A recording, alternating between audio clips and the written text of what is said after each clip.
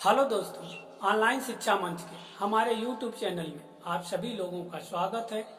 आज हम चर्चा करेंगे हिंदी भाषा के विकास के बारे में। देखिए, हिंदी सहित सभी आर्य भाषाओं का विकास भारोपी परिवार की भाषा संस्कृत से ही हुआ है। अर्थात हम पिछली वीडियो में भाषा परिवार का जो वर्गीकरण बताया गया था, जिसमें भाषा परिवार को 4 भागों में विभक्त किया गया था, उन सभी 4 परिवारों के अंतर्गत जो जो भाषाएं आती हैं, सभी भाषाओं का विकास संस्कृत से ही हुआ है। और हिंदी भाषा के विकास में निम्न भाषाओं का योगदान है। तो आइए जानते हैं कि हिंदी भाषा के विकास में किन किन भाषाओं का योगदान रहा है। देखिए, सबसे पहली भाषा है प्राचीन भारतीय आर्य भाषा। और प्राचीन भारतीय आर्य भाषा को 2 भागों में बांटा गया है। पहली भाषा है वैदिक संस्कृत, और वैदिक संस्कृत का समय काल है 1500 ईसा पूर्व से 1000 ईसा पूर्व तक। और वैदिक संस्कृत में वेदों की रचना हुई। वेदों की संख्या कितनी है? 4। तो और वेदों के रचनाकार हैं महर्षि कृष्णद्वैपायन वेद व्यास। क्वेश्चन लगभग सभी कंपटीशन में ये पूछा जाता है कि वेदों के रचनाकार कौन है। तो वेदों के रचनाकार महर्षि कृष्णद्वैपायन वेद व्यास है। वेद व्यास का ही पूरा नाम कृष्णद्वैपायन वेद व्यास है। इसमें वेद, वेदांत, उपनिषद इत्यादि की रचना हुई। उसके बाद दूसरा है लौकिक संस्कृत। लौकिक संस्कृत का समय काल है 1000 ईसा पूर्व से 500 ईसा पूर्व तक। और इसमें विभिन्न प्रकार के महाकाव्य जैसे रामायण की रचना वाल्मीकि ने की, महाभारत की रचना वेद व्यास जी ने की, इत्यादि की रचना हुई। उसके बाद दूसरी हमारी भाषा है मध्यकालीन भारतीय आर्य भाषा। और मध्यकालीन भारतीय आर्य भाषा को 4 भागों में बांटा गया। पहली भाषा है पाली। पाली का समय काल है 500 ईसा पूर्व से 1 ईस्वी तक।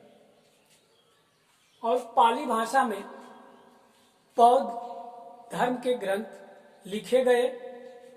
और गौतम बुद्ध जी द्वारा जितने उपदेश दिए गए वो सब पाली भाषा में ही लिखी गई है। और देखिए, पाली भाषा भारत की प्रथम देशी व जन भाषा है। क्वेश्चन हमारा पाली भाषा से स्टेट सुपर टेट में पूछा जाता है या अन्य कंपटीशन में भी पूछा जाता है कि भारत की प्रथम बोली जाने वाली देशी व जन भाषा कौन है। तो भारत की प्रथम बोली जाने वाली देशी व जन भाषा पाली है। इसको ध्यान दीजिएगा। उसके बाद दूसरी भाषा है प्राकृत भाषा। प्राकृतिक भाषा का समय काल है 1 ईस्वी से 500 ईस्वी तक। और प्राकृतिक भाषा में जैन धर्म के ग्रंथ लिखे गए। और जैन धर्म के जो संस्थापक थे वे ऋषभदेव थे। ऋषभदेव 23वें तीर्थकर थे। और इसमें महावीर स्वामी के उपदेश जो 24वें तीर्थकर थे, इनके उपदेश भी प्राकृतिक भाषा में लिखे गए। तीसरा है अपभ्रंश। अपभ्रंश का समय काल है 500 ईस्वी से 900 ईस्वी तक। और इसमें विभिन्न प्रकार की कृतियों की रचना हुई, जैसे स्वयं शंभु द्वारा लिखी पौंचरी या सराहपा द्वारा लिखी दोहा कोश। सराहपा द्वारा लिखी हुई दोहा कोश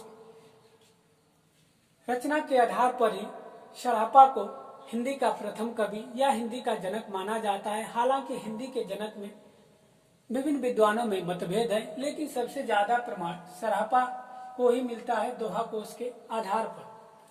चौथी भाषा है अवहट। देखिए, अपभ्रंश का ही उपनाम या बिगड़ा रूप भी अवहट है। और अवहट का समय काल है 900 ईस्वी से 1100 ईस्वी तक। इसमें भी विभिन्न प्रकार की कृतियों की रचना हुई। इसमें अब्दुल रहमान द्वारा लिखी संदेश रासक, विद्यापति द्वारा लिखी कीर्तिलता, और रोडा द्वारा लिखी राउर बेली, दामोदर जी द्वारा लिखी उक्ति व्यक्ति प्रकरण इत्यादि कृतियों की रचना हुई। उसके बाद आप आइए जानते हैं अपभ्रंश के भेद। देखिए, अपभ्रंश के निम्न भेद हैं। इसमें पहला है शौरसेनी, और शौरसेनी में पश्चिमी हिंदी, राजस्थानी, गुजराती इत्यादि भाषाएं व बोलियां बोली जाती हैं। दूसरी है अर्धमागधी, अर्धमागधी में पूर्वी हिंदी बोली जाती है। तीसरा है मागधी, मागधी में बिहारी, उड़िया, आसामी और बंगला इत्यादि भाषाएं व बोलियां बोली जाती हैं। चौथा है महाराष्ट्री, महाराष्ट्री में मराठी भाषाएं बोली जाती है। देखिए, भाषा बोली से संबंधित एक विस्तृत वीडियो हम बनाएंगे, जिसमें भारत के विभिन्न क्षेत्र की जो भाषाएं, बोलियां और उपबोलियां बोली जाती है उस पर चर्चा की जाएगी। तो हिंदी के विकास का जो क्रम था वो यही था कि सबसे पहले वैदिक संस्कृत, लौकिक संस्कृत, उसके बाद पाली भाषा, प्राकृतिक भाषा, अपभ्रंश भाषा और अवहट भाषा, उसके बाद अपभ्रंश के भेद में शौरसेनी, अर्धमागधी, मागधी, महाराष्ट्री, इसके बाद हिंदी भाषा शुरू हुई।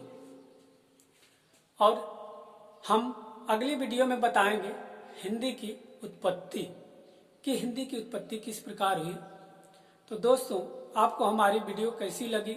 अगर वीडियो अच्छी लगी हो तो वीडियो को लाइक एंड शेयर करिए, चैनल को सब्सक्राइब करिए। अगर कहीं पे आपको दिक्कत है तो आप कमेंट बॉक्स में कमेंट कर सकते हैं। धन्यवाद।